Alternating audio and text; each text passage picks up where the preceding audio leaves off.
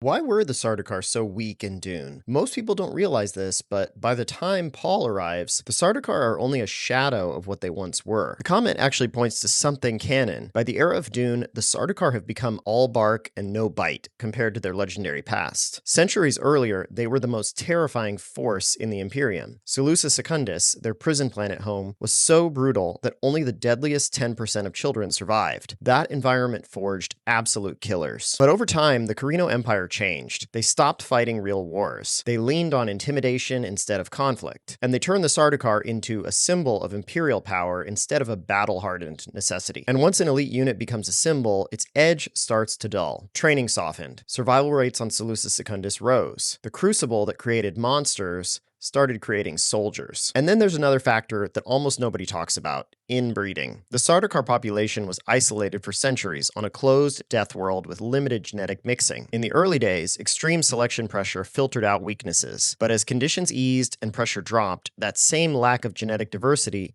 produced declining resilience, lower adaptability, and weaker recruits. It's exactly how historically elite warrior castes collapse. So by the time the Dune saga begins, the Sardaukar still look terrifying. The armor, the rituals, the blood rites, but underneath all the theatrics, they're the elite of a fading empire resting on reputation. Then they meet the Fremen. The Fremen are what the ancient Sardaukar once were, a people shaped by starvation, brutality, and a planet that tries to kill them every day. Arrakis is Seleucus Secundus on nightmare mode, so the Sardaukar aren't weak by accident. Their decline is the entire point. An empire dying from the inside meets a people who have never softened.